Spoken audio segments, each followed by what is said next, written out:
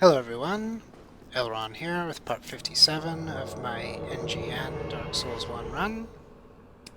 So,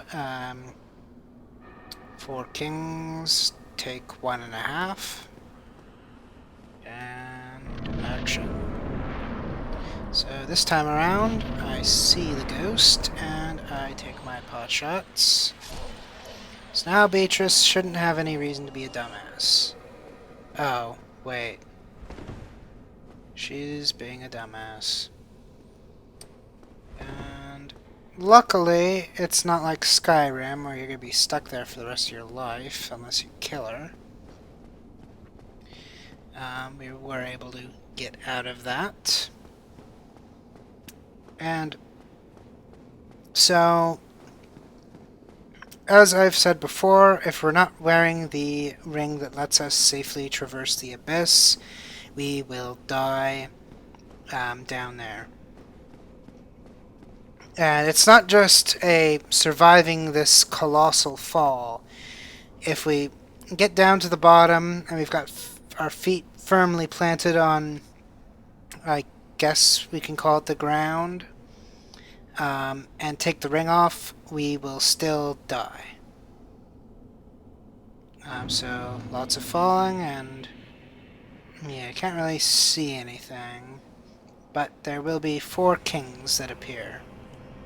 There's the first one. And so the deal is, the more Sunbros you have, the faster they spawn. They can have up to 4 of them alive at a time. If you kill one and you're taking too long, a new 4th one will appear. That Nova can be pretty devastating, so watch out. It looks like it's not that bad in NG, but in NG+, it will molest you. And then I see that second guy appeared, and we haven't even done a quarter of this guy's health yet, so that is scary.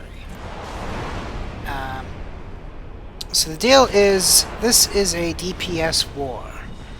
We're trying to basically deal as much damage to the big pool of health as possible in the shortest amount of time. Because if we kill them fast enough, then there will only be one around at a time.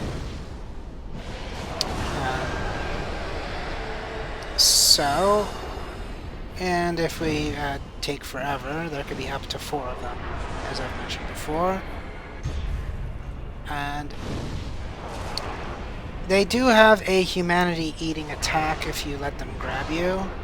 So I decided to switch to this target because he was a little closer, and his pyromancies don't have the greatest range. And Beatrice is going to die really soon, and I feel like all is lost at that point. But I keep at it, and apparently my boulder sword does really well against them in NG, and somehow they don't deal damage fast enough to make it work for them. And so 4 kings are still at like 60% health, and Beatrice is dead. Things look very grim. I'm running out of pyromancies to cast. There's 3 kings active at a time right now. And for whatever reason, they're not. That one king isn't all that aggressive. He's kind of just sitting there, almost waiting for these 2 kings to finish me off. Looks like I've got a few of the medium-sized pyromancies still, so I'm gonna chuck those away, and then I'll have to switch to the boulder because I've got nothing left. Alright, so another king has spawned, and I'm still scared shitless right now. And so then I just waltz right in, and it looks like 2 swings of the boulder is equivalent to some of my pyromancies. So that's actually a pretty good deal. And, you know, our equip load's so small, and this is, you know, a dexterous weapon, so we had to, you know, get a lot of swings in per unit time. These guys have like slow, lumbering strikes. So that ends up working out for us. And we actually win on the first try. How about that? So now we're going to move on. I level up, and since attunement was going to give me a actual slot, I decided to go for it. And then I come to the Duke's Archives a little prematurely. I wanted to pick up some more arrows, so I leave the Duke's Archives just as I get there. I repair all my equipment and buy standard and wooden arrows. And so now I'm ready to go back to the Duke's Archives. And remember where we found Sigmir's daughter? We're going to actually continue down that line. And there's going to be a cave. This cave is the cave that will probably scare a lot of people. There will be spots where the if you've seen Indiana Jones' The Last Crusade, you'll know what I'm talking about. There's bridges that are completely invisible, and you have to walk on them, and the fall is a instant death fall, so you don't really want to fall. You want to kind of stay on those bridges, and you can't really see the bridges either. Now, prism stones are great. Their deal is you chuck one up 2 feet in front of you, and it's basically kind of like a road flare. It's got to just sit there with a cool little color illuminating your way.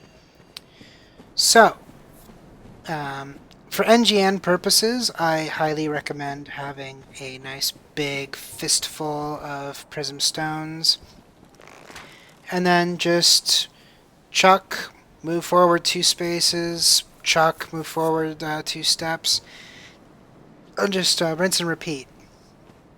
I mean, these bridges, for our purposes, generally go in a straight line, although there's one spot that kind of does a little curve, so if you're on the side that's biasing on the wrong end of the curve, you could end up falling off. So there's moderate room for concern there, but generally speaking, it is a straight line, so you could basically calibrate off of people's written messages that they wrote pretty early on the bridge, and use that to basically triangulate a straight line. Well, technically speaking, that's not triangulation, because when you need points that are not on a straight line to triangulate, but you get the rough idea of the essence of what I'm saying, so that's what matters. So also watch out, because a lot of these floors are kind of on the slippery side, and so pretty much anything you could slip to is probably going to end up being death brushed. So oh yeah, remember the Moonlight Butterfly? One of the first bosses we fought? They're trash mobs here. We're gonna kill like 2 or 3 of them here. And so that's why we have a bunch of arrows, because we don't want to run out. Because if we run out, we're going to have to like sprint past them. And that frankly does not sound like fun. Now, the farther away you fight them, the less likely they are to actually retaliate. They'll just sit there and fly and flap their wings if you're far enough away to not take aggro. So that's generally the better way to go, because we don't really have anywhere to retreat to. A bad tumble will take you to your death. So now we're going to continue along down here. That is technically an invisible bridge. It'll take you to a Wanking Warrior, but whatever that Wanking Warrior is, it is not necessary to win the game to get it. So we're going to just skip it. And we're going to just come on down here, and we're going to approach our first bridge, but that'll be for next video. I'll see you there. Good luck, have fun.